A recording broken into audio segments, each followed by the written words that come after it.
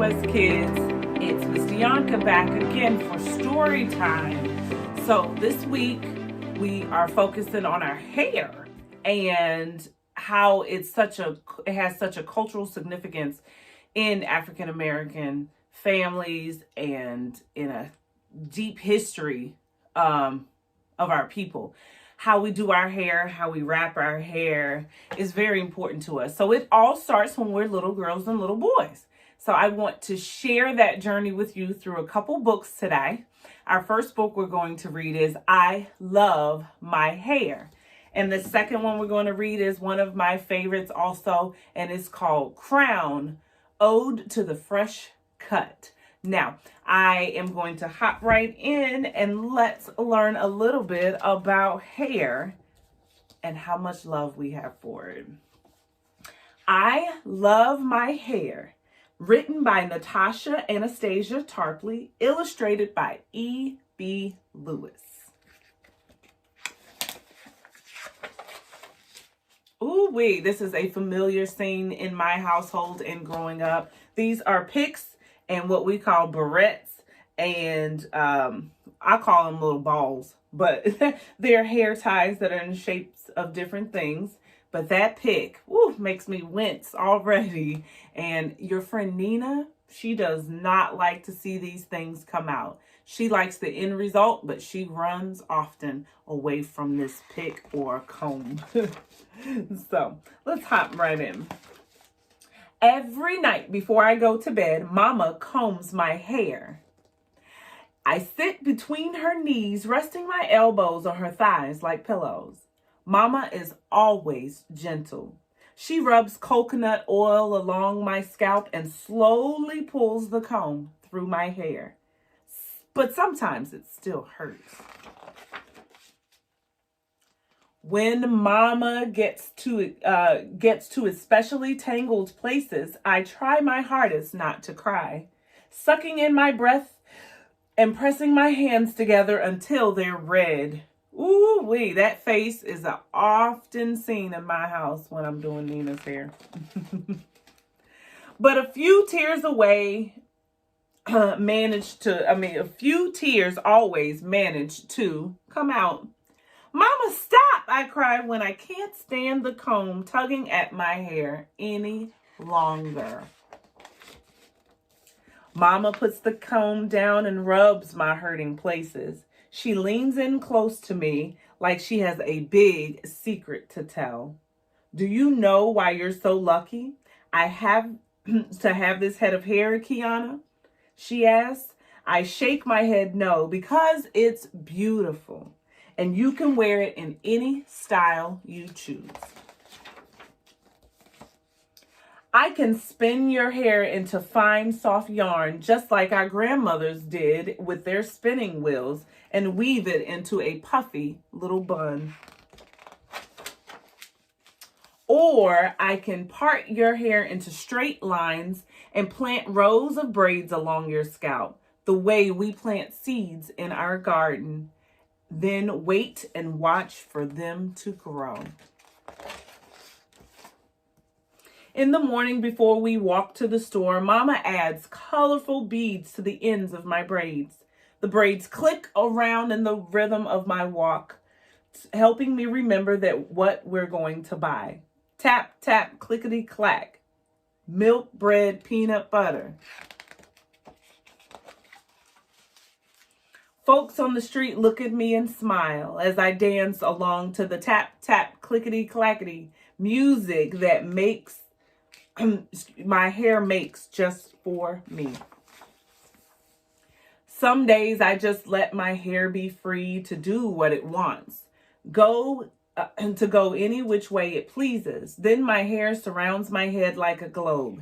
This is my Afro style. Once when I wore it, the kids at school teased me. My head felt heavy and I let it hang low. But my teacher made me feel better. She said that when she was growing up, folks counted their hair as a blessing. Wearing an afro was a way for them to stand up for what they believed, to let the world know they were proud of who they were and where they came from. I love my hair because it is thick as a forest, soft as cotton candy, and curly as a vine winding upward, reaching the sky and climbing toward outer space. Today I'm wearing it in my favorite style of all. 2 ponytails that stick out on either side of my head and flap in the air like a pair of wings. One of these days I might just take off and fly. The end. Once again, that picture of picks and barrettes and little baubles or balls to put on your ponytails. I love my hair. All right, and the next story we're going to read is Crown, an Ode to the Fresh Cut. Beautifully illustrated book. All right, this is written by Derek Barnes and it's illustrated by Gordon C. James.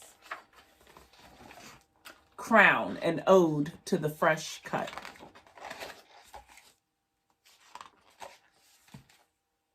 When it's your turn in the chair, you stand at attention and forget about who you were when you walked through that door. You came in as a lump of clay, a blank canvas, a slab of marble. But when my man is done with you, they'll want to post you up in a museum. That's my word.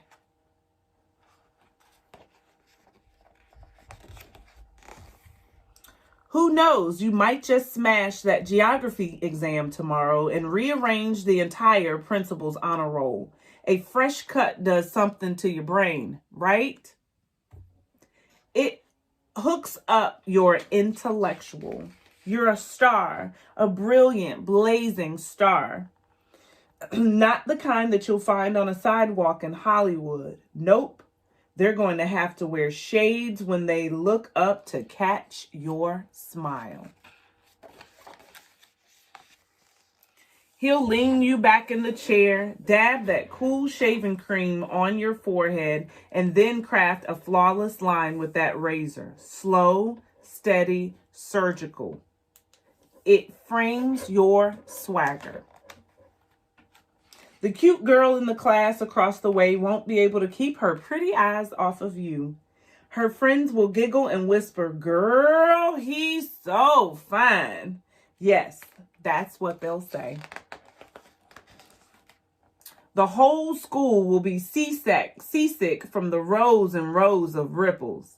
You'll have more waves on your head than the Atlantic Ocean. Shout out to my do-rag and Patience. There's a dude to the left of you with a faux hawk, deep part, skin fade. He looks presidential. Maybe he's the CEO of a tech company that manufactures cool. He's a boss. That's how important he looks. Dude to the right of you looks majestic. There are thousands of black angels waiting to guide and protect him as soon as he steps a foot out that door. That's how important he looks. There's a dude standing in the mirror that can't get over the masterful designs crafted on the side of his dome. Everywhere he goes, people will ask for his autograph. He looks that fresh. He looks like he owns a few acres of land on Saturn. Maybe there's a river named after him on Mars. He looks that important. There are 2 dudes, one with locks and the other with cornrows, and a lady with a butterscotch complexion. And all they want is a shape up and tapered sides, a trim, and a crisp but subtle line. And sometimes in life, that's all you ever need. A crisp, subtle line. When your barber is done, you'll feel like $1 million and some change. When his fingertips hit you with that apple green alcohol or that witch hazel, It'll sting, but not like a scorpion or hornet, more like an electric stamp of approval. And when you see that cut for yourself in that handheld mirror, you'll smile a really big smile. That's the you that you love the most. That's the you that wins everything. That's the gold medal you. Every person in the shop will rise to their feet and give you a round of applause for being so fly. Not really, but they'll look at you like they'll want to. You'll see it in their eyes. It's the look your English teacher gives you when she hands you your last test with a big bright red 97 slapped on it. It's how your mother looks at you before she calls you beautiful. Flowers are beautiful. Sunrises are beautiful. Being viewed in your mother's eyes as someone that matters, now that's beautiful. And you'll take it. You don't mind at all. Finally, he'll remove your cape, or she, my barber's a she. Then swipe you down with a brush made from a golden horse tail. You'll put money in his hand without even expecting change back. Tip that man. It was worth it. It always is.